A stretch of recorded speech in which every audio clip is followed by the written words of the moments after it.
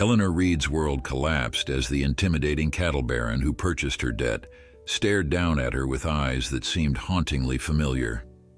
"Your tears end today, little one," he promised, hiding a blood connection that would transform her from destitute innkeeper to heir of the territory's most powerful dynasty.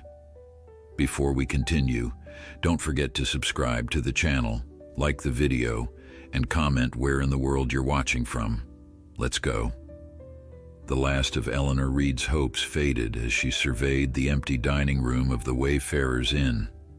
Dust motes danced in the afternoon sunlight streaming through the windows, illuminating tables that hadn't seated paying customers in weeks. The ledger before her told a story of mounting debts and dwindling savings, a narrative that would end tomorrow when the bank came to claim what remained of her father's legacy. 6 years of struggle, of early mornings and late nights, of pinching pennies and mending linens, all to end in failure. A tear slipped down her cheek, which she hastily wiped away. 27 years old and soon to be homeless, with nothing to show for her efforts but calloused hands and a broken heart.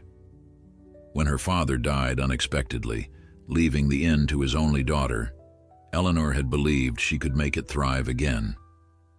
The railroad's decision to reroute 30 miles south had proven her wrong. The sound of approaching hoofbeats drew her attention. A traveler, perhaps? One last guest before the end? She smoothed her apron and tucked a stray strand of chestnut hair behind her ear. Even in defeat, her father had taught her to maintain her dignity. The figure that filled her doorway moments later seemed to block out the sun itself. Tall and broad-shouldered, the man had to duck slightly to enter her establishment. His clothes spoke of wealth: fine wool coat, polished boots, a silver watch chain gleaming against his vest. But it was his bearing that truly marked him as someone of consequence. Power radiated from him like heat from a stove. "Ma'am," he said, removing his hat to reveal dark hair touched with silver at the temples. His face was all hard angles, weathered by sun and wind, with eyes the color of a winter sky. "I'm looking for the proprietor of this establishment." "You found her," Eleanor replied, lifting her chin. "I'm Eleanor Reed. How may I help you, sir?" Something flickered across his face. Surprise, perhaps, or something deeper. He studied her with an intensity that made her want to step back, though she held her ground.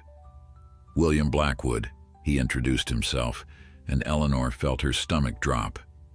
Everyone in 3 counties knew that name.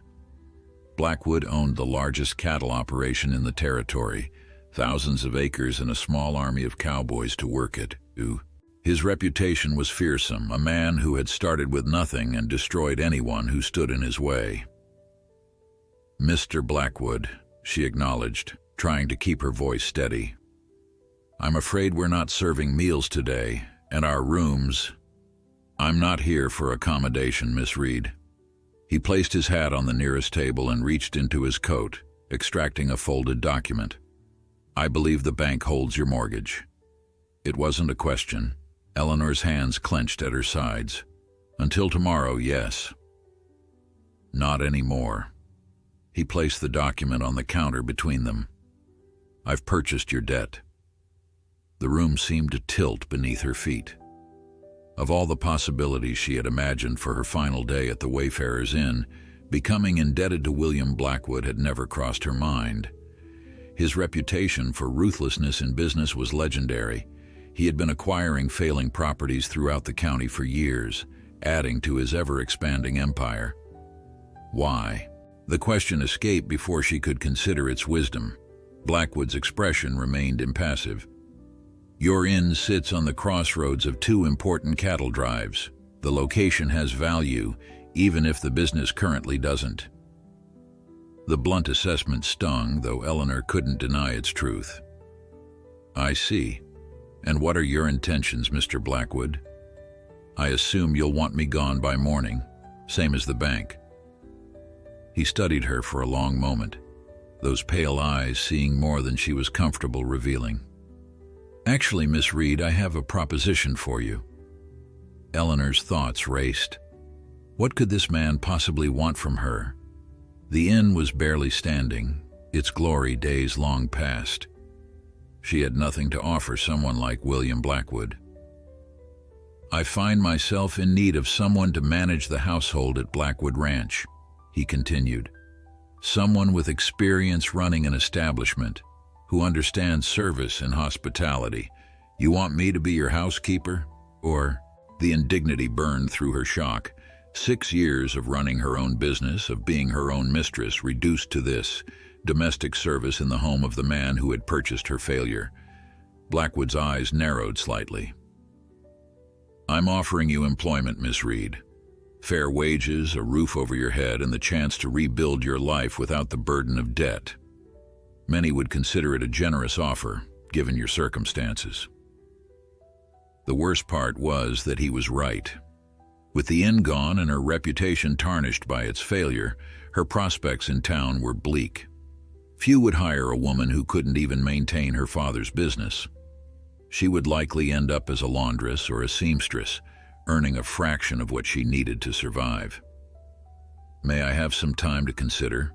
she asked, though they both knew her options were limited. "Until morning," he replied, reaching for his hat. "I'll return at first light for your answer." He paused at the door, turning back to face her. "One more thing, Miss Reed. If it's pride holding you back, consider this. Sometimes salvation comes in unexpected forms." With that cryptic remark, he departed, leaving Eleanor alone with the document that represented both the end of her dreams and a lifeline she hadn't anticipated. She sank into a chair, trembling fingers reaching for the paper. It was all there in black and white, her debts now owed to William Blackwood rather than the bank. As the sun began to set, casting long shadows across the empty dining room, Eleanor moved mechanically through her evening routine. She locked the doors, banked the fire, and climbed the stairs to the small room she had occupied since childhood.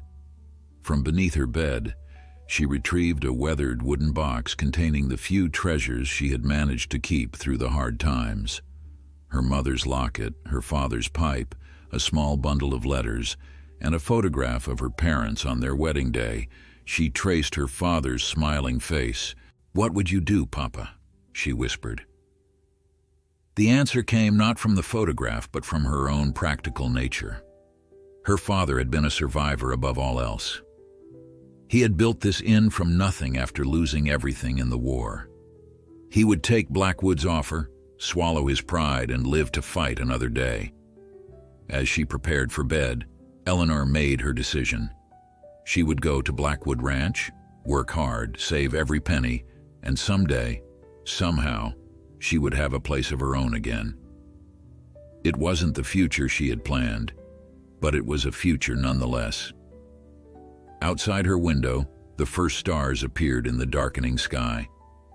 Tomorrow would bring an end to one chapter of her life and the uncertain beginning of another. Eleanor Reed would face it as she had faced every challenge since losing her father, with her head held high and determination in her heart. Dawn broke with cruel finality over the Wayfarer's Inn. Eleanor had slept little, her mind racing between memories of happier days and anxiety about the future awaiting her. She packed her belongings, pitifully few for 6 years of independent life, into a single trunk, then donned her best dress, a modest navy blue with a high collar that had belonged to her mother. The sound of hoofbeats announced William Blackwood's arrival, just as the eastern sky blushed pink. This time he came with a wagon, driven by a weathered cowhand who tipped his hat respectfully in her direction. Blackwood himself dismounted from a magnificent black stallion that seemed as imposing as its master. "Have you reached a decision, Miss Reed?" he asked without preamble, those winter sky eyes assessing her packed trunk. "I have," Eleanor replied, swallowing the lump in her throat. "I accept your offer of employment, Mr. Blackwood." He nodded once, as though he had never doubted her answer. "Very good. Jenkins will load your trunk. Is there anything else you wish to bring?" Eleanor glanced back at the inn, every corner filled with memories, every floorboard creaking with stories of the past. "No," she said softly. Nothing else. The journey to Blackwood Ranch took nearly 3 hours, winding through rolling hills that gradually gave way to vast grasslands dotted with cattle. Eleanor sat beside the driver, her hands clasped tightly in her lap, while Blackwood rode alongside. They spoke little, for which she was grateful. The reality of leaving behind everything she had known was still too raw for conversation. When they crested a final hill, Eleanor caught her breath. Below stretched a valley verdant with spring growth, bisected by a winding creek that sparkled in the morning sun.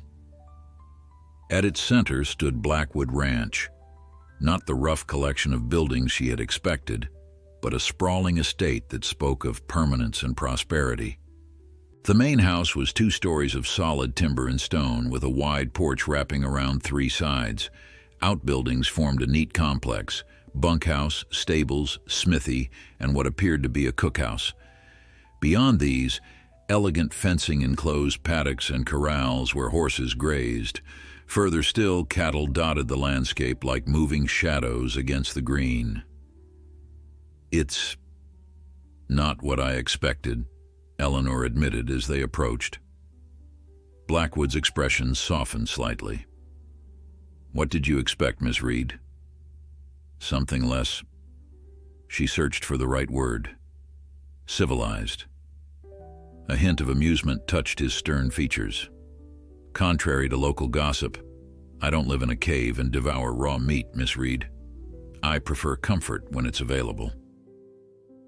It was the closest thing to a joke she had heard from him, and it caught her off guard. This glimpse of humanity behind the intimidating facade was more unsettling than reassuring. The wagon rolled to a stop before the main house, and Eleanor found herself facing a new challenge. Standing on the porch was an older woman with steel-gray hair pulled into a severe bun, her thin frame ramrod straight as she surveyed the new arrival with undisguised suspicion. "Miss Reed, this is Mrs. Winters, my housekeeper," Blackwood said as he dismounted. Eleanor's confusion must have shown on her face, for he added, "Mrs. Winters oversees the domestic staff. You will be managing the household affairs, inventory, budgets, meal planning, coordinating with the ranch operations. Mrs. Winters answers to you now." The older woman's lips thinned to a bloodless line, and Eleanor immediately understood that her position would not be easily established. This was a household with existing hierarchies and loyalties, into which she was being inserted by the master's decree rather than by earned respect. "Mrs. Winters," Eleanor acknowledged with a polite nod. "I look forward to working with you." The housekeeper's curtsy was technically perfect and utterly frigid. "As do I, Miss Reed. I've prepared the blue room for you, as Mr. Blackwood instructed." Blackwood turned to Eleanor. "Mrs. Winters will show you to your quarters. Rest today, familiarize yourself with the house. Tomorrow we'll discuss your duties in detail." With that, he strode toward the stables, evidently considering the matter settled. The blue room, Eleanor discovered, was a spacious chamber on the 2nd floor, with windows overlooking the creek and distant pastures.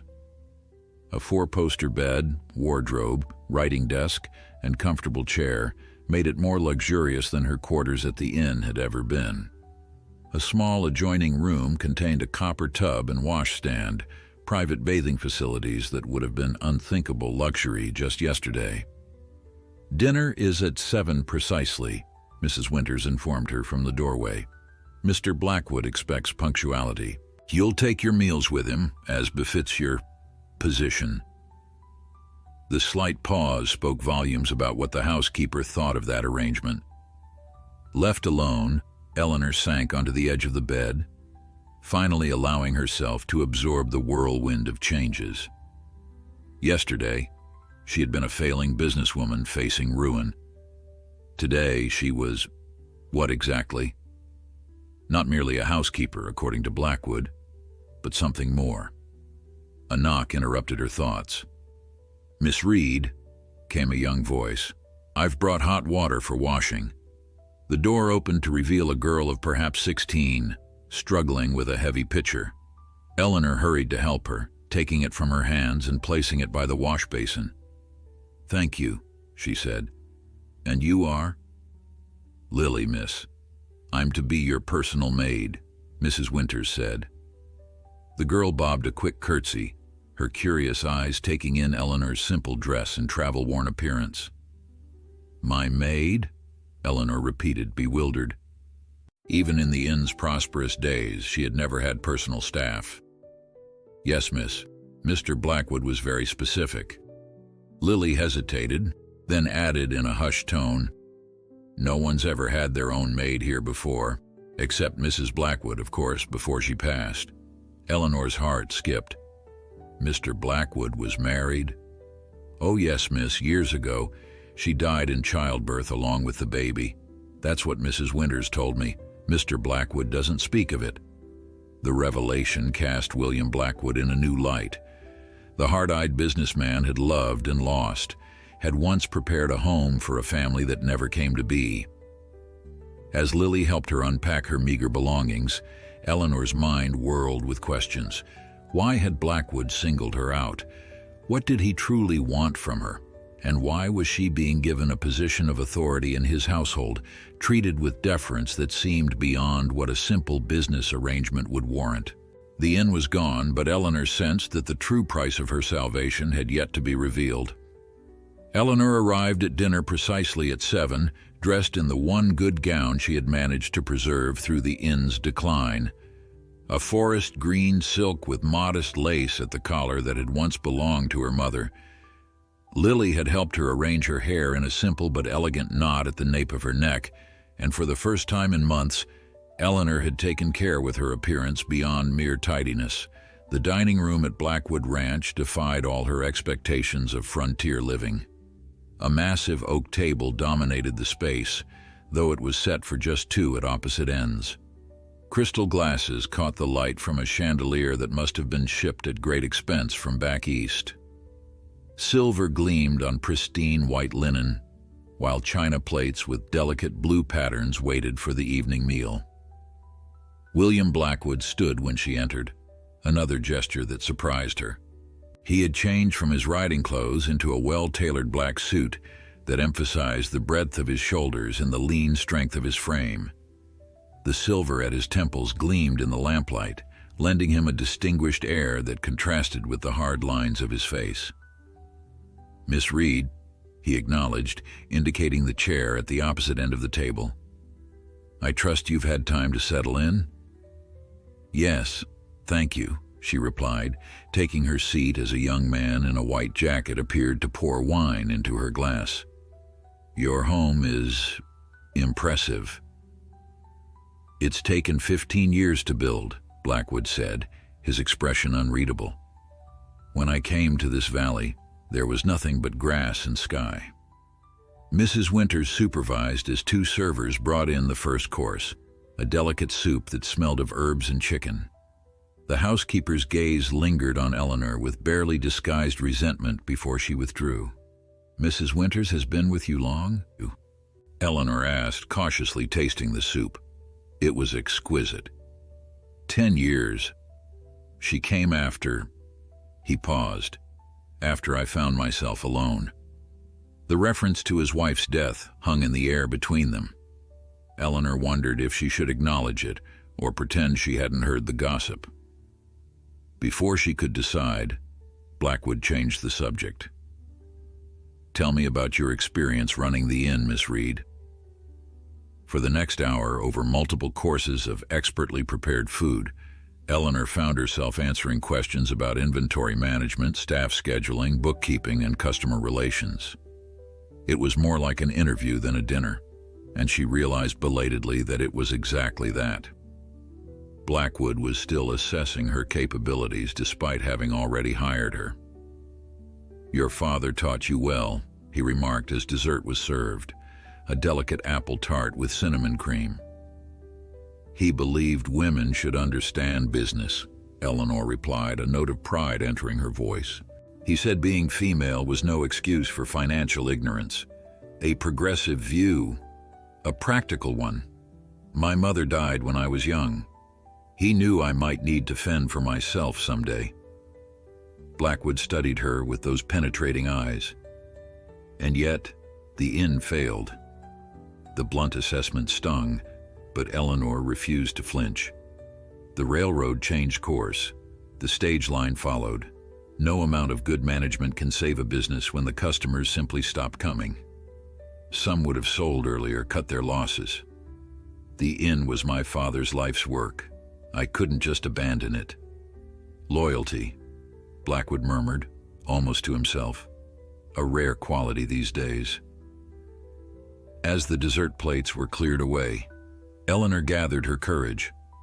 Mr. Blackwood, I'm grateful for the position, but I still don't understand why you've chosen me for it.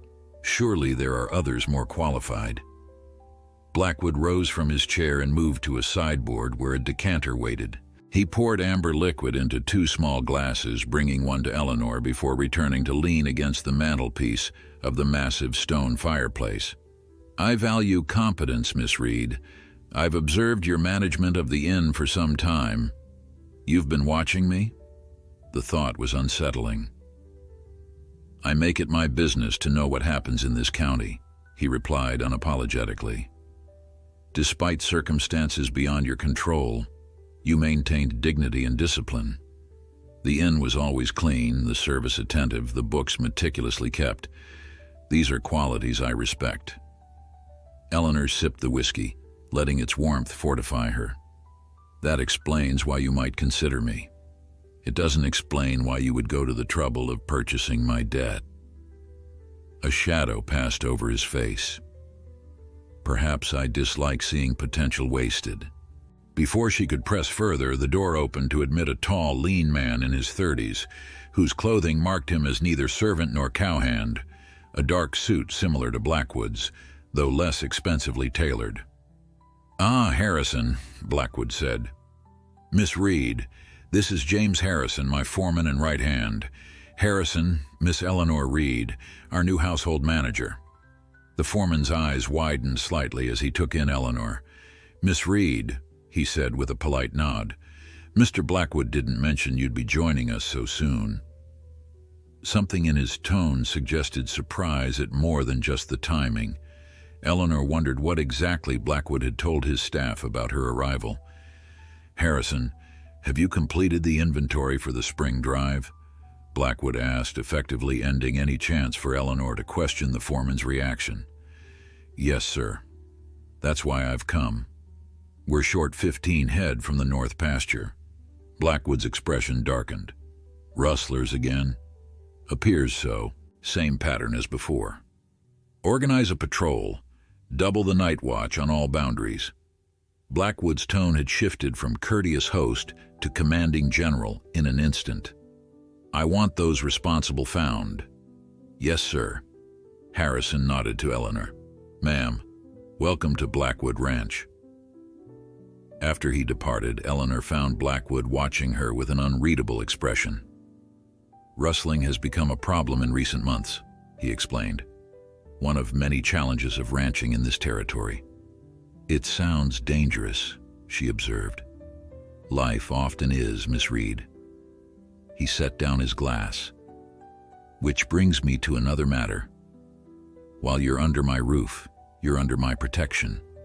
The men know this.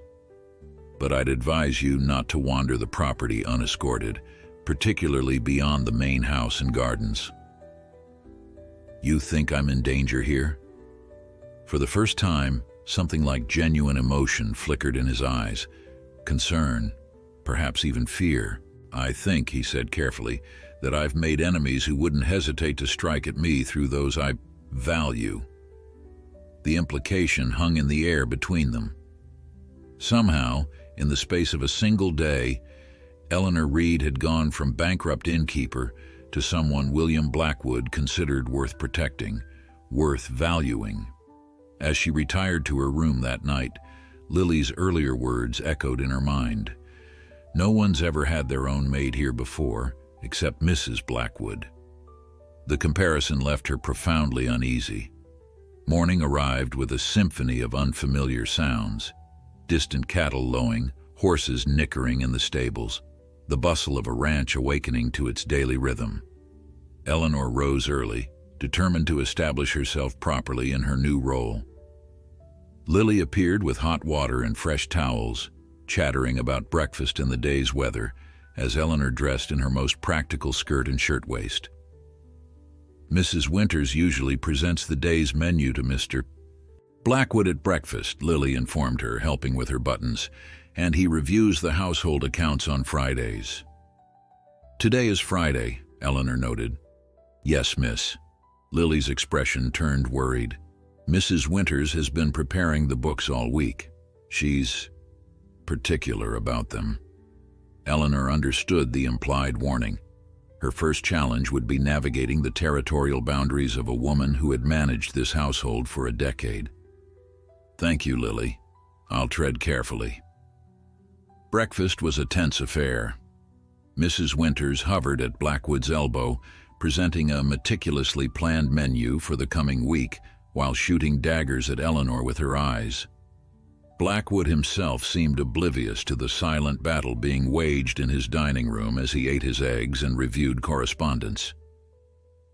Mrs. Winters, Eleanor said when the housekeeper finished her recitation, perhaps after breakfast you might show me the pantries and storage rooms. I'd like to familiarize myself with our inventories. Our inventories have been managed perfectly well for 10 years, Miss Reed, came the frosty reply. I've no doubt, Eleanor said pleasantly, and your experience will be invaluable to me. Blackwood looked up from his letters. Mrs. Winters, Miss Reed is now responsible for household management. You will provide her with whatever information she requires. His tone left no room for argument. The older woman's face tightened. Of course, Mr. Blackwood. I merely thought Miss Reed might wish to settle in before concerning herself with trivial matters. Running this household is hardly trivial, Mrs. Winters, Blackwood replied. It's why I've brought Miss Reed here. Her experience managing the inn makes her uniquely qualified. The housekeeper's lips pressed into a thin line. As you say, sir. I'll await Miss Reed in the main pantry after breakfast. With a stiff curtsy, she withdrew. When they were alone, Eleanor addressed the tension directly. Mr. Blackwood, I fear you've placed me in a difficult position. Mrs. Winters clearly resents my authority. Mrs. Winters has grown comfortable with too much autonomy, he replied, returning to his correspondence. She'll adjust. Or she'll undermine me at every opportunity, Eleanor countered. Perhaps you should have discussed this change with her before my arrival. Blackwood looked up, surprise evident in his expression. Few people likely challenged him so directly. You think I mishandled the situation? I think, Eleanor said carefully, that loyal service deserves consideration. Mrs. Winters has managed your household for 10 years. To suddenly find herself subordinate to a stranger must be difficult. He studied her for a long moment. Your father was right to teach you business, Miss Reed.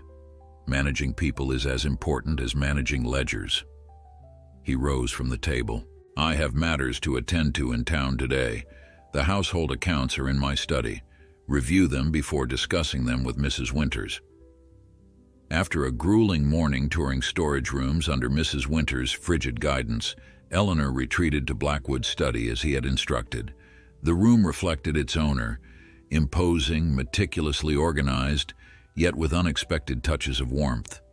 Leather-bound books lined one wall, their spines bearing titles on subjects from cattle breeding to Shakespearean sonnets. A magnificent desk dominated the space, its surface arranged with military precision.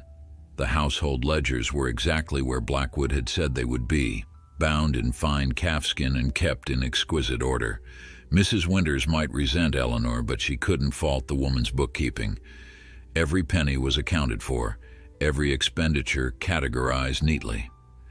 As she turned the pages, a loose sheet fell from between them. An older document, the paper yellowed with age. Eleanor bent to retrieve it, then froze as she recognized her father's handwriting. It was a letter, addressed to someone named Thomas. My dear Thomas, your offer of assistance touches me deeply, but I cannot accept.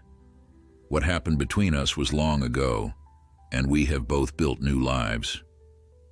Rebecca would not have wanted you to carry this burden out of misplaced guilt. The inn is struggling, it's true, but it is mine to save or lose. Eleanor grows stronger daily and reminds me so much of her mother. She has Rebecca's spirit and determination, though thankfully not her fragile health. I return your draft untouched. Our paths diverged 20 years ago, and perhaps it is best they remain separate. Eleanor knows nothing of you, and I think it kinder to leave it that way. Some truths bring only pain. Your old friend, Jonathan Reed. Eleanor's hands trembled as she read the letter again. Her father had never mentioned to Thomas nor any offer of financial assistance. Who was this man who had apparently known her mother, Rebecca, well enough to feel some obligation toward her family? The sound of the study door opening startled her from these thoughts. She turned to find Harrison, the foreman, regarding her with surprise. "Miss Reed," he said, "I didn't expect to find you here." "Mr. Blackwood asked me to review the household accounts," she explained, discreetly tucking the letter into her pocket. "And you?" "Reports from the line camps," he replied, indicating the papers in his hand. "I'll leave them on his desk." As he placed the documents down, his eyes lingered on her with a curious intensity. "If you don't mind my asking, Miss Reed, have you known Mr. Blackwood long?" "We met yesterday," she answered truthfully, "when he purchased my debt." Harrison's eyebrows rose. "Yesterday." He seemed about to say more, then thought better of it. "Well, he must think highly of your capabilities.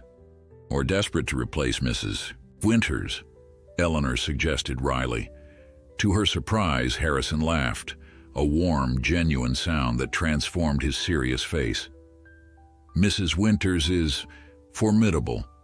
But no, Miss Reed, Mr. Blackwood doesn't act on desperation. If he brought you here, he has his reasons." The way he said it, with something like pity in his eyes, sent a shiver down Eleanor's spine. "Mr. Harrison," she began, "you've worked for Mr. Blackwood for some time. Has he ever mentioned knowing my father, Jonathan Reed?" The foreman's expression shuddered instantly. "I wouldn't know about Mr. Blackwood's personal acquaintances, ma'am. If you'll excuse me, I have duties to attend to." His hasty departure left Eleanor more unsettled than before. She pulled the letter from her pocket, reading it once more. Thomas.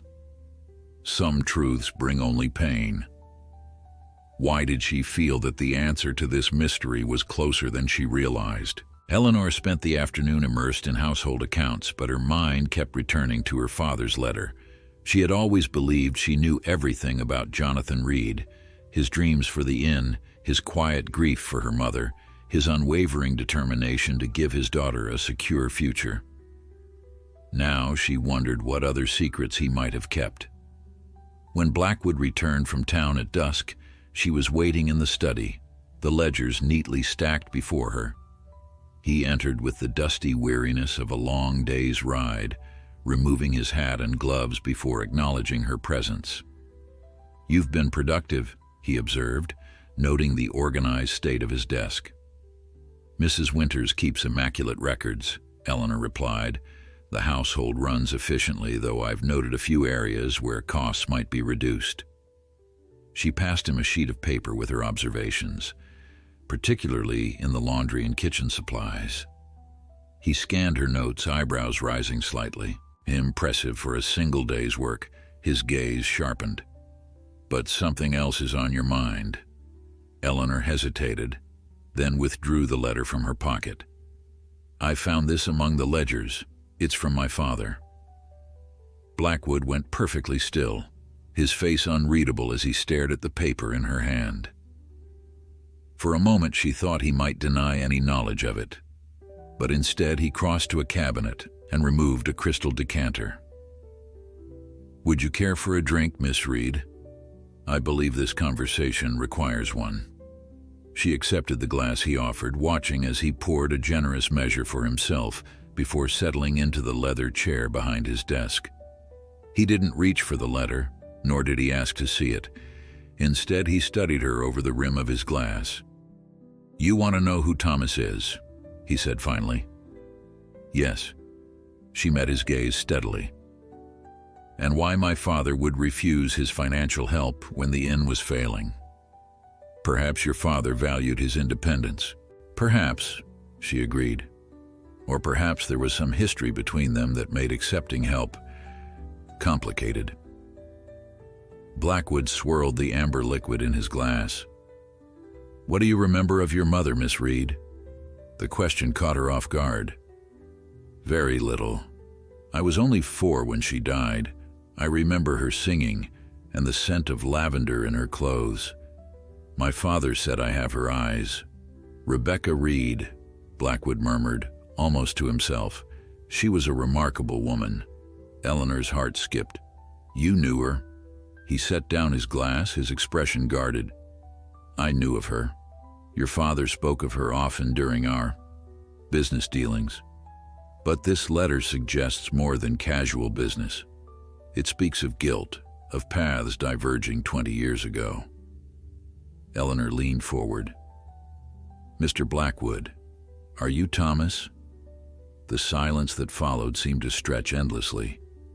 Outside, the wind picked up, rattling the window panes as darkness descended over the ranch.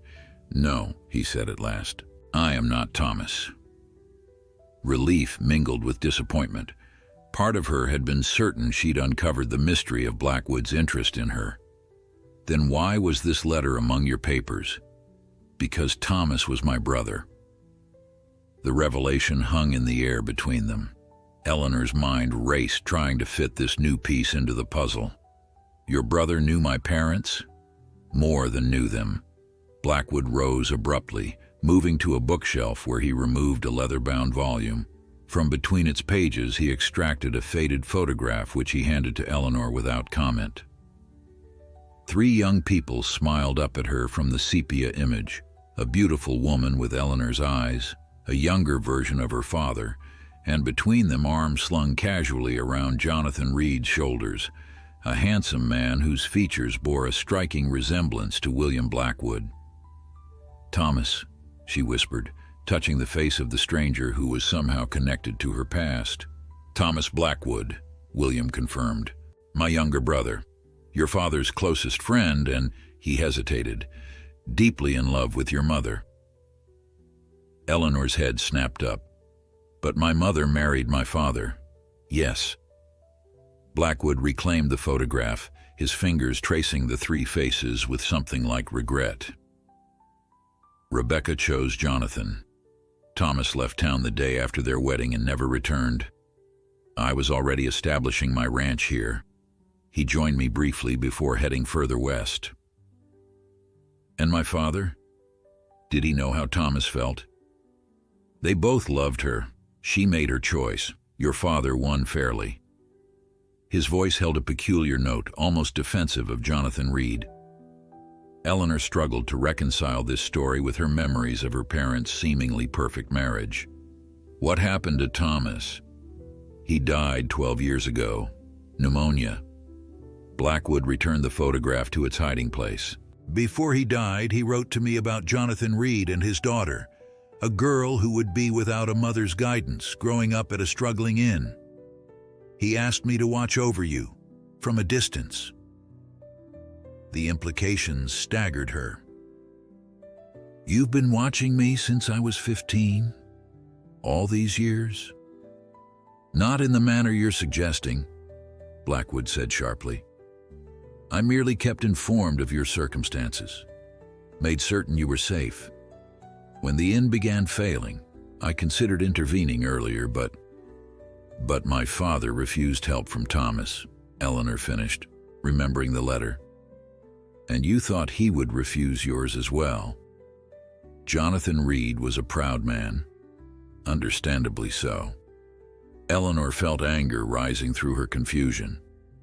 So you waited until he died? Until I was destitute and had no choice but to accept your offer? I waited, Blackwood said carefully, until you had proven yourself capable of standing on your own, until accepting help wouldn't undermine everything your father taught you about independence. How very considerate, she replied coldly.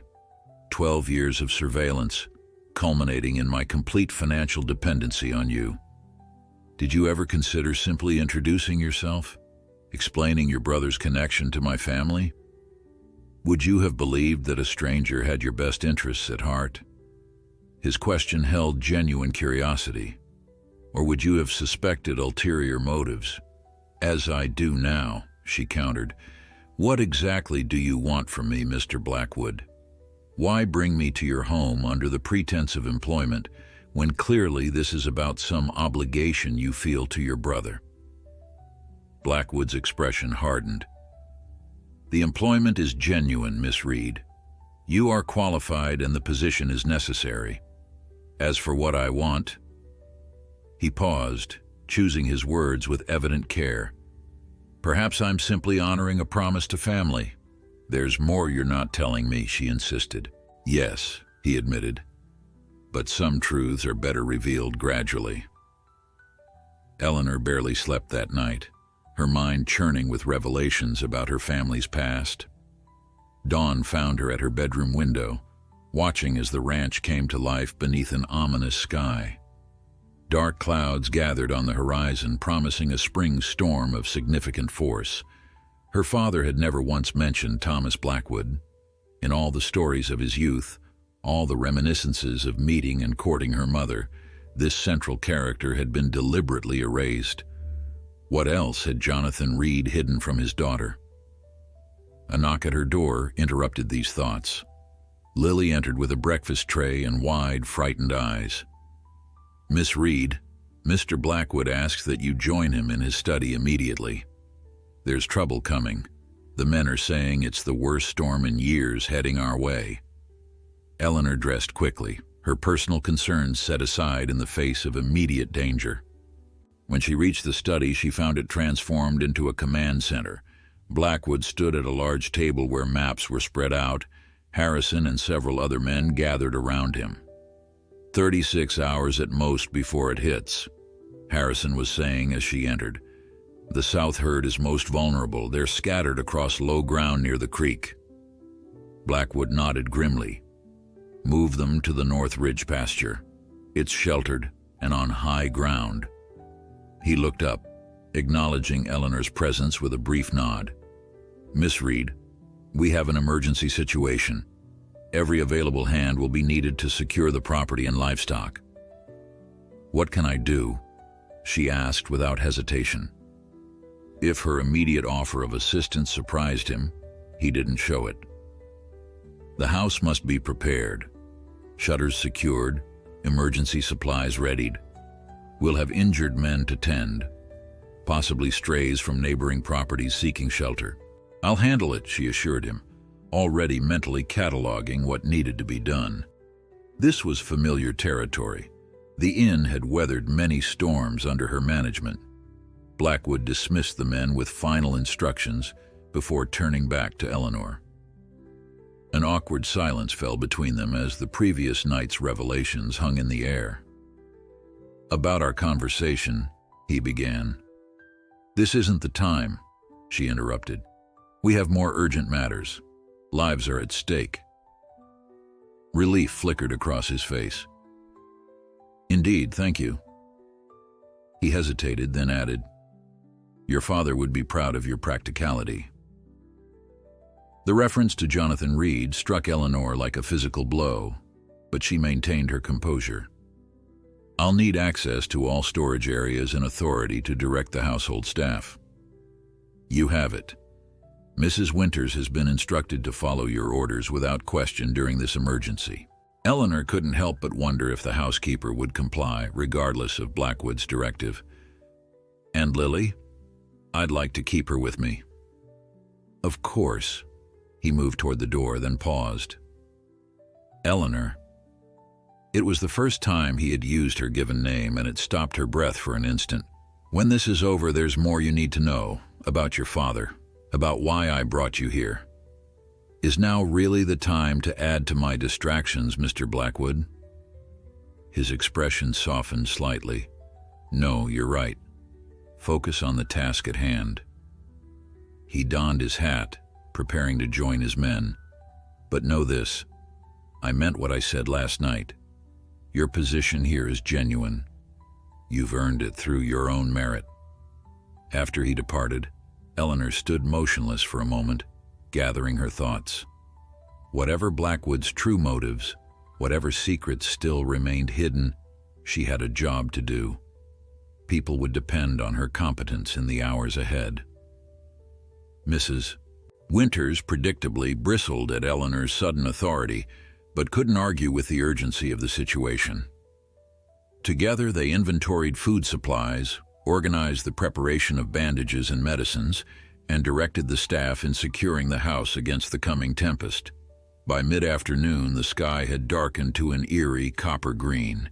Wind whipped across the valley with increasing force, bending the tall grasses in violent waves. From the upper windows, Eleanor watched Blackwood and his men driving cattle toward sheltered pastures, their figures growing smaller as they worked farther from the ranch house. "He's still out there," Lily observed, joining Eleanor at the window with an armload of blankets. "Mr. Blackwood always stays with the men until everyone's safe."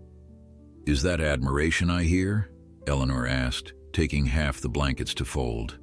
The girl blushed. "Everyone admires Mr. Blackwood, miss. He's hard but fair, pays better than any rancher in the territory, and he takes care of his people." "Yes," Eleanor murmured, "he seems to have a talent for that, taking care of people whether they ask for it or not." Lily gave her a curious look. "Is it true you knew him before? Some of the house staff are saying you and Mr. Blackwood had an arrangement before you came here." "What kind of arrangement?" The girl's blush deepened. "That you're not really here to manage the household. That that he's courting you." Eleanor nearly dropped the blanket she was folding. "That's ridiculous. I met Mr. Blackwood the day he purchased my debt." "Oh," Lily looked disappointed. "It's just that he's never shown interest in any woman since Mrs. Blackwood died." "And the way he looks at you?" "How does he look at me?" Eleanor asked before she could stop herself. "Like he's found something he thought was lost forever." The girl's innocent observation struck uncomfortably close to Eleanor's own confused feelings. Before she could respond, a commotion erupted downstairs, voices shouting, boots stomping on the wooden floors. Eleanor hurried down to find several ranch hands helping a man into the dining room, which had been prepared as a temporary infirmary. Blood soaked the injured cowboy's shirt where a gash ran across his shoulder and chest. "What happened?" she demanded, immediately clearing space on the table. "Fence collapsed in the wind," one hand explained. "Post broke and the wire sliced him open." Eleanor worked quickly, cutting away the bloodied shirt to reveal the wound. It was deep but clean, a straight line that would need stitching.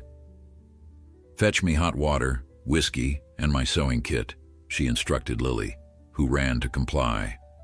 As she cleaned the wound, more injured men arrived. Minor cuts, a broken arm, a concussion from a fall.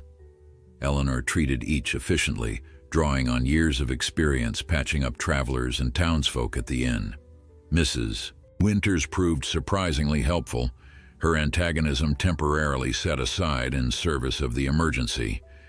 The storm's full fury descended as darkness fell. Rain lashed against the windows, and thunder shook the house to its foundations. Most of the ranch hands had made it back, taking shelter in the bunkhouse or main house as assigned, but one group remained unaccounted for: William Blackwood and the men who had gone to the furthest pasture. "They should have been back by now," Harrison fretted, pacing the entrance hall. "The North Creek will be flooding. If they tried to cross..." "Mr. Blackwood knows these lands better than anyone," Eleanor reassured him, though her own fear grew with each passing hour. He won't take unnecessary risks. Yet as midnight approached with no sign of the missing men, even her determined optimism began to falter. She stood at the window, straining to see through the tempest, wondering if Thomas Blackwood's promise to watch over her would cost his brother's life. As the grandfather clock in the hall struck 1, Eleanor made her decision. She could not stand this helpless waiting any longer. If Blackwood and his men were stranded, perhaps injured, someone needed to find them. "Mr. Harrison," she called, intercepting the foreman as he paced the hall for the 100th time. "We need to organize a search party." "In this?" He gestured toward the windows where rain lashed like bullets against the glass. "Miss Reed, it's suicide to go out there now." "And what if Mr. Blackwood and his men are lying injured somewhere? Would he abandon any of you if the situation were reversed?" Harrison's jaw tightened. "No, he wouldn't." "Then neither will I." She moved toward the coat rack, selecting a heavy oilskin that would offer some protection against the elements. "I need 3 men who know the North Pasture well, and lanterns, as many as we can spare." "You can't possibly be suggesting that you're going," Harrison protested, blocking her path. "Mr. Blackwood would have my hide if I allowed that." "Mr. Blackwood isn't here to object," Eleanor replied, meeting his gaze steadily. "And I've weathered storms before. I'm not some delicate flower who will wilt at the first drop of rain." "It's not about your constitution, ma'am. It's about finding the man who has protected all of us," she interrupted. "I'm going, Mr. Harrison. Either assist me or get out of my way." Something in her voice, perhaps the same steel that had kept her standing through years of struggle at the inn, convinced him. With a reluctant nod, he called for volunteers. Within minutes, 4 riders prepared to depart: Eleanor, Harrison, and 2 experienced hands who knew every inch of the property. Lanterns swung from their saddles, casting eerie shadows as they guided their nervous horses into the storm. The wind nearly knocked Eleanor from her mount the moment they cleared the shelter of the barn. Rain drove sideways, stinging her face and hands like tiny needles. Lightning tore across the sky in jagged streaks, momentarily illuminating the landscape in stark white before plunging it back into terrifying darkness. "Stay close!" Harrison shouted over the howling gale. "North Creek Crossing is this way." They rode in grim silence, each focused on remaining in the saddle while scanning the surroundings for any sign of the missing men. Eleanor's heart pounded in her chest, but fear was overshadowed by a strange, fierce determination. She would not lose William Blackwood before learning the full truth about their family's intertwined past. At the creek crossing, disaster became apparent. What had been a manageable ford that morning was now a raging torrent, its banks overflowed and debris racing downstream in the churning waters. Harrison dismounted, holding his lantern high as he examined the ground. "Tracks," he called back. They attempted to cross but headed east. When they saw the water rising, they'd have tried the ridge path instead. They followed the creek eastward, fighting against wind that threatened to tear the clothes from their bodies. As they rounded a bend in the surging water, one of the men gave a shout, pointing ahead. There, huddled beneath an overhanging rock, were 3 figures and several horses. One man waved frantically as their lanterns came into view. "Thank God," Harrison urged his horse forward, with Eleanor close behind. The scene they found was grim. 2 cowboys, soaked and shivering, stood guard over a third man who lay motionless on the ground. Even in the dim lantern light, Eleanor recognized William Blackwood's powerful frame. "What happened?" she demanded, dropping to her knees beside him. "Horse spooked at a lightning strike," one cowboy explained through chattering teeth. "Threw him against that boulder. He hasn't woken up since." Eleanor's fingers found Blackwood's pulse, steady but worryingly slow. A gash on his temple had bled freely, plastering his dark hair to his face. She leaned close, calling his name, but received no response. "We need to get him back to the ranch immediately," she declared, looking up at Harrison. "Can we fashion a travois?" He can't ride. The men worked quickly, using branches and rope to create a makeshift stretcher that could be pulled behind Harrison's horse. As they secured Blackwood to it, his eyelids fluttered briefly. "Eleanor," he murmured, so softly she almost didn't hear it over the storm's rage. His hand reached out, fingers grasping at empty air. "I'm here," she answered, catching his hand in hers. "We're taking you home." His eyes opened for just a moment, unfocused but seeking her face. "Always knew. You were strong. Like her." The words slipped away as unconsciousness reclaimed him, leaving Eleanor to wonder if he had been speaking of her mother or his late wife. The journey back to the ranch was arduous, each step a battle against mud and wind and driving rain. Eleanor rode alongside the travois, constantly checking Blackwood for any change in his condition.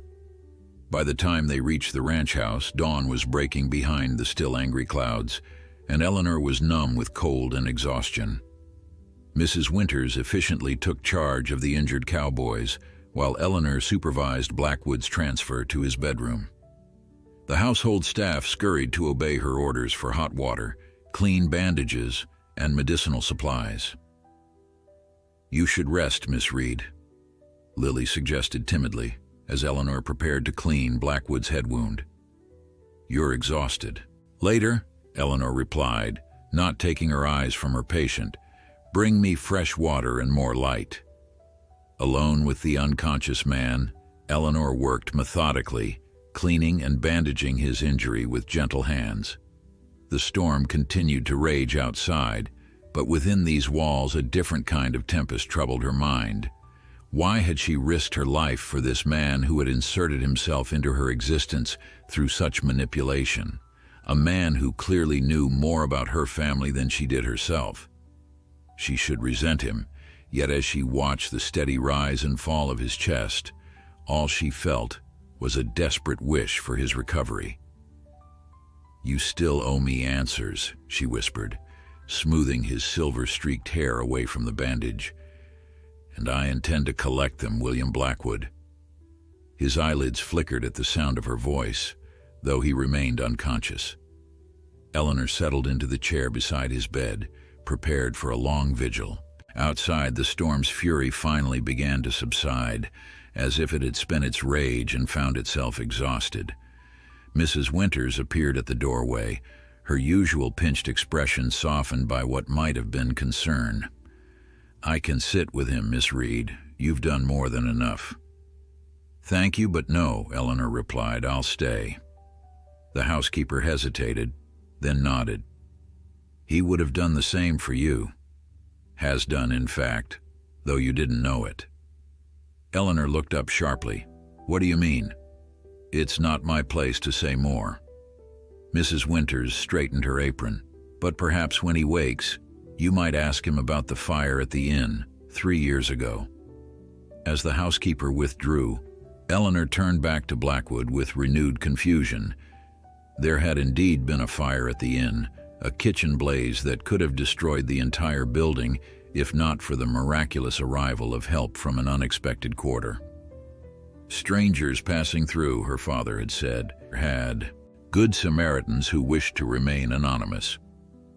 "Who are you really, she murmured to the sleeping man, "and what have you been to me all these years?" Dawn stretched into morning, and morning into afternoon, as Eleanor maintained her vigil at Blackwood's bedside. Outside, the storm had passed, leaving behind a landscape transformed, uprooted trees, flooded pastures, and the constant buzz of activity as ranch hands assessed and repaired the damage. Inside, Eleanor battled her own storm of questions. Mrs. Winters's cryptic comment about the fire had opened yet another mystery. She remembered that night vividly, awakened by smoke, frantically helping guests evacuate, watching in horror as flames engulfed the kitchen. Then the miraculous arrival of strangers who organized a bucket line from the well, saving the main structure of the inn. Had Blackwood been among those anonymous saviors? Had he been watching over her all these years, an unseen guardian honoring his brother's request? The thought should have comforted her. Instead, it left her feeling manipulated, as though her life had been secretly directed by forces she hadn't known existed. A soft groan from the bed interrupted her thoughts. Blackwood stirred, his eyelids fluttering before finally opening. For a moment he seemed disoriented, gaze roaming the room before settling on her face. "Eleanor," he murmured, his voice rough with pain and dehydration. "Don't try to move," she instructed, reaching for the water glass on the bedside table. She helped him drink, supporting his head with gentle hands. "You took a nasty blow." He sank back against the pillows, wincing. "The men? All safe. Thanks to your leadership, no lives were lost. The property suffered damage, but Harrison assures me it's nothing that can't be repaired." Relief softened his features. "And you? You're unharmed?" "I wasn't the one thrown from a horse," she reminded him with a hint of asperity. A weak chuckle escaped him. "No, you were just the one who rode out in a storm to find me." His hand caught hers, surprising her with its warmth despite his condition. "Thank you, Eleanor. Not many would have risked themselves so." The genuine gratitude in his eyes made it difficult to maintain her indignation. "Yes, well, I couldn't very well let you die before explaining about the fire at the inn 3 years ago." His expression shifted, wariness replacing relief. "Mrs. Winters has been talking." "Was it you? Were you there that night?" Blackwood closed his eyes briefly as if gathering strength. "Yes." "Why didn't you make yourself known? Why the secrecy? Would you have accepted help from a stranger, or would you have been suspicious of my motives?" He echoed the same questions he had asked her days earlier in his study. "So instead, you orchestrated this elaborate charade, watching me for years, then swooping in to save me only when I was completely desperate." The hurt in her voice surprised even herself. It wasn't like that. He struggled to sit up, grimacing with the effort until Eleanor reluctantly helped him. "I promised Thomas I would look after you, but I tried to respect your independence. The fire was an emergency. I happened to be in town on business and saw the smoke. Afterward, I returned to my role as distant observer. Until the inn failed completely. Yes." He met her gaze directly. "I could no longer stand by and watch everything your father built crumble to nothing, not when I had the means to prevent it." Eleanor rose from her chair, needing distance from his intensity. "You speak of my father with such personal concern, as if you knew him well. But that can't be true. My father never mentioned you or your brother." Blackwood's silence stretched so long that Eleanor turned back to face him, finding his expression troubled, almost pained. "William," she said, the use of his given name deliberate, "no more half-truths. What aren't you telling me about my father?" "Your mother's maiden name," he said finally. "Do you know it?" The question caught her off guard. "Holbrook, Rebecca Holbrook." "No." His voice was gentle but firm. "That was the name she used in town, but it wasn't her true name." Eleanor's heart began to race. "What are you saying?" "Her name was Rebecca Blackwood. She was our sister." The room seemed to tilt beneath Eleanor's feet. She gripped the bedpost to steady herself. "That's impossible. My mother couldn't be—" She stopped, her mind racing through implications. "That would make Thomas my uncle," Blackwood confirmed. "And me as well." "No." The denial came automatically. "My father would have told me if my mother was a Blackwood." "Would he?"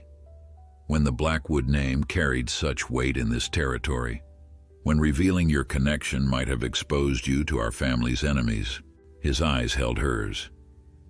"Jonathan was protecting you, Eleanor, just as I've tried to do." "If this is true," she whispered, "why didn't you claim me after my father died? Why wait all these years?" "Because Jonathan Reed made me promise not to." Blackwood's voice roughened with emotion. The night of Rebecca's funeral, he asked me and Thomas to stay away, to let him raise you without the shadow of the Blackwood name and all it entailed. What shadow? What aren't you telling me? Our father was a hard man, Eleanor, ruthless in business, cruel in his personal dealings. He drove Rebecca away with his controlling nature, forbidding her to marry Jonathan, whom he considered beneath her station. When she defied him and eloped, he disowned her completely. And you and Thomas, what did you do? We helped her escape, gave her money, arranged transportation. It was the last time we saw her. His eyes grew distant with memory. Our father never forgave us for that betrayal. He cut us from his will, leaving everything to a distant cousin. Thomas headed west, and I came here to build something of my own. Eleanor sank back into the chair, overwhelmed. So when you said you brought me here to honor a promise to family, I meant my promise to your mother, he finished softly. My sister, who I failed to protect in life, but whose daughter I could still help. And the employment? Was that merely a pretense to bring your niece home? No. His gaze was steady, unflinching. You are qualified for the position. The fact that your family made the decision easier, but not necessary. Family. The word echoed in Eleanor's mind, foreign yet somehow right. She had been alone for so long, believing herself without blood connections in the world. Now she had an uncle, a powerful, complicated man who had orchestrated her rescue from financial ruin. I need time, she said finally. This is too much to absorb at once. Of course. He reached for her hand again, and this time she didn't pull away. But Eleanor, know this. Whatever you decide, whether you choose to acknowledge our connection or not, this is your home now. Your birthright is a Blackwood. A soft knock interrupted them. Lily entered carrying a tray of food and fresh bandages. Miss Reed, you haven't eaten all day, and Mr. Blackwood's dressing needs changing. Thank you, Lily. Eleanor rose, grateful for the interruption. I'll return later, Mr. Blackwood. Rest now. As she reached the door, his voice stopped her. Eleanor, there's one more thing you should know. When she turned, his expression held a vulnerability she had never seen before. Your tears end today, little one. You'll never be alone again. The words, so tender, so unexpected from this formidable man, struck Eleanor to her core. They were words she had longed to hear since her father's death, a promise of belonging that resonated in her very bones. But as she fled down the corridor, her emotions in turmoil, she wondered if belonging came at too high a price. The price of a life built on secrets and half-truths, of decisions made for her without her knowledge or consent. The days following the storm brought a flurry of activity to Blackwood Ranch. Fences required mending, strayed cattle needed rounding up, and the creek's flooding had damaged one of the outbuildings beyond repair. Through it all, Eleanor threw herself into work, finding solace in practicality as she had always done when emotional turmoil threatened to overwhelm her. Blackwood recovered quickly, his strong constitution overcoming the injury that would have laid a lesser man low for weeks. By the third day, he was back on horseback, directing repairs and assessing losses. Eleanor watched him from a distance, seeing him now through new eyes, not as her enigmatic employer, but as her mother's brother, her uncle. She had avoided being alone with him since his revelation, using the storm's aftermath as a convenient excuse. But she couldn't escape the evidence of their connection that now seemed so obvious. The subtle similarities in their profiles, the same determined set of their jaws, even the way they both approached problems with methodical precision. On the fourth evening, Eleanor sat in her room examining the photograph Blackwood had shown her of her mother with Thomas and her father. Now that she knew the truth, she could see the family resemblance between Rebecca and her brothers. The same dark hair, though her mother's fell in soft waves where the Blackwood men's was straight and severe. A knock at her door interrupted her contemplation. "Come in," she called, expecting Lily with her evening tea. Instead, William Blackwood himself entered, carrying a polished wooden box. He seemed hesitant, a strange quality in a man who typically commanded every space he occupied. "I hope I'm not intruding," he said, remaining near the doorway as if uncertain of his welcome. "Not at all." Eleanor gestured to the chair near the hearth. "Please." He sat, placing the box carefully on the small table between them. "I've been giving you space, but there are things you should have, things that belong to your mother." Eleanor's heart quickened. "You have her possessions?" "Some. What little she was able to take when she left our father's house." He opened the box, revealing a collection of carefully preserved items. "She wrote to me occasionally, after she and Jonathan settled here. Always in secret, always asking me not to reply for fear our father would discover her whereabouts." With reverent hands, he lifted out a small leather journal. Her diary, from when she was 17 until a few months before her death. Next came a delicate silver locket, tarnished with age. This contained miniatures of Thomas and me. I believe she removed them before giving it to Jonathan, who then passed it to you. Eleanor nodded, tears welling in her eyes. "I still have it. I never knew it once held photographs." "And this," he continued, removing a yellowed envelope, "is the last letter she wrote to me. It arrived a week after I received news of her death." Eleanor took it with trembling fingers. "Have you read it?" "Yes." His voice roughened. "Many times."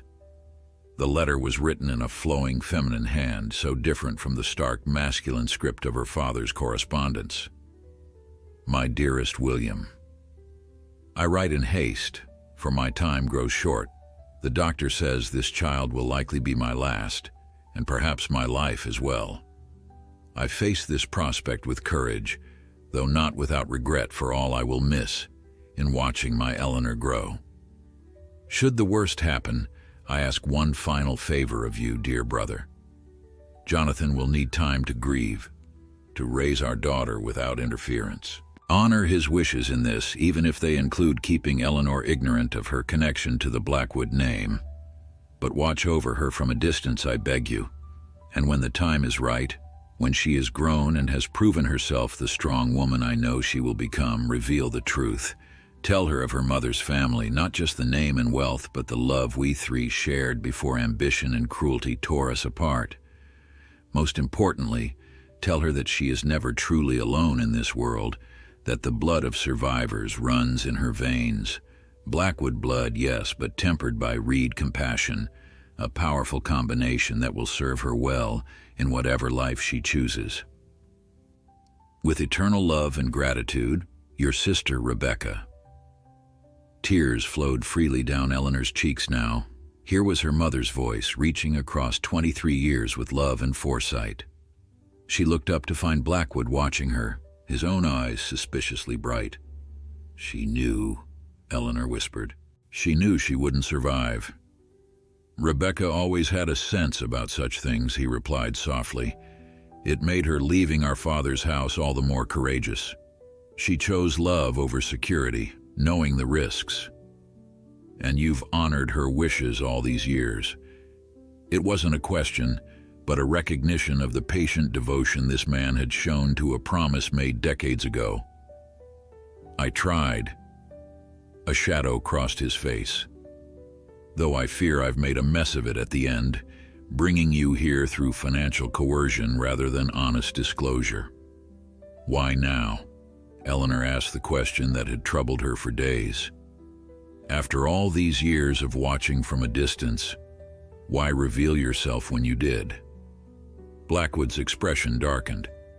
Because the danger has returned. The enemies I mentioned, they're more than just business rivals. My father's cousin, who inherited his fortune, has never forgiven Thomas and me for helping Rebecca escape. He spent years trying to destroy what I've built here. The rustling, Eleanor realized. It's not random. No, Victor Blackwood's men have been systematically targeting my herds, my water rights, even attempting to turn my own hands against me with bribes. Last month I received word that he had learned of your existence, Rebecca's daughter, the last living connection to the sister who defied him. A chill ran down Eleanor's spine. You think he means me harm? I know he does. Blackwood's hands clenched on the armrests. When I heard he had sent men to investigate the inn, I knew I could no longer protect you from a distance. I needed you here, under my roof, where I could ensure your safety. So the debt, the employment offer, necessary measures to bring you into my protection without frightening you with the truth. His eyes met hers, unflinching. I won't apologize for keeping you safe, Eleanor, but I do regret the deception.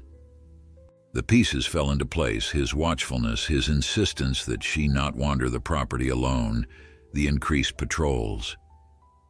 William Blackwood had been protecting her not just from financial ruin, but from a blood feud she hadn't known existed. Does Victor know I'm here now? Yes. Harrison spotted his men watching the ranch yesterday.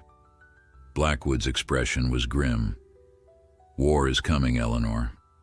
I've delayed it as long as possible, but with you here, his opportunity to strike at the heart of what matters to me, he won't wait much longer. At the heart of what matters, she repeated softly. Am I truly that to you? A niece you barely know? Something shifted in his eyes then, a vulnerability he rarely allowed to surface. You are Rebecca's daughter, the child she gave her life for, and in these past days I've come to see you are also very much yourself, stubborn, capable, and far braver than is good for you. Yes, Eleanor, you matter. Dawn broke over Blackwood Ranch with an eerie stillness. Eleanor stood at her bedroom window, watching ranch hands moving in pairs, rifles visible even from a distance. The atmosphere of vigilance was palpable. Men stationed at the property boundaries, extra guards at the main house, horses saddled and ready. 3 days had passed since William had revealed Victor Blackwood's threat. 3 days of preparation, of learning family history that filled gaps in Eleanor's understanding of herself. She had read her mother's journal cover to cover, finding comfort in Rebecca's words, in the love story of a woman brave enough to choose her own path despite the consequences. A soft knock at her door announced Lily. Miss Reed, Mr. Blackwood asks if you'll join him in the study. Eleanor found him standing before the stone fireplace, examining an old daguerreotype. He looked up as she entered, his expression softening in that way she had come to recognize was reserved for her alone. You asked for me, she prompted when he remained silent. Yes. He gestured to the window where riders could be seen approaching from the east. Harrison spotted Victor's men camped beyond our eastern boundary last night. 20 riders at least. They'll be here by midday. Eleanor's pulse quickened. What will you do? Meet them. Try to resolve this without bloodshed, though I hold little hope of success. He set down the photograph. I want you to take Lily and ride for town as soon as possible. Sheriff Thomas will... No. The word emerged with quiet finality. I won't run. Blackwood's brows drew together. Eleanor, these men are coming for me, at least in part, she finished. I won't put others in danger while I hide. The Blackwood blood you speak of, it's in me too. I stay. Something like pride flickered in his eyes, though concern remained dominant. You're as stubborn as your mother. So I've gathered from her journal. She moved closer, indicating the photograph he had been examining. Who is that? He handed her the daguerreotype. 3 young people stood before a grand house, William, Thomas, and Rebecca as teenagers, their faces unlined by time or hardship. A man stood behind them, his hand resting on William's shoulder in what seemed more possession than affection. Our father, William explained, Augustus Blackwood, the cause of all this pain across generations. He looks formidable, Frightening, William supplied. Lonely, Eleanor said softly. Despite being surrounded by family. William looked startled. I never thought of him that way. He was a tyrant in our home, demanding absolute obedience, using his wealth to control everyone around him. And yet he created 3 children who valued freedom and love above money and power, Eleanor observed. Perhaps his greatest legacy is that you all became his opposite. Before William could respond, the study door burst open. Harrison entered, his usual composure shattered. They're coming faster than we expected. 12 riders armed. Victor's with them. William's face hardened into the mask of authority Eleanor had first encountered at the inn. Position the men. No one fires unless I give the order. As Harrison departed, William turned to Eleanor. Stay inside, please. She nodded, though they both knew it was a promise she might not keep. From the study window, Eleanor watched William stride onto the porch to meet the approaching riders. Even from a distance, she could identify Victor Blackwood by his bearing, a twisted mirror of William's commanding presence, all the authority without the underlying honor. The confrontation unfolded like a silent play from her vantage point. William stood his ground as Victor dismounted and approached the porch. Words were exchanged, gestures growing more animated. Then Victor pointed directly at the house, at the window where Eleanor stood. Unable to remain a passive observer any longer, Eleanor made her decision.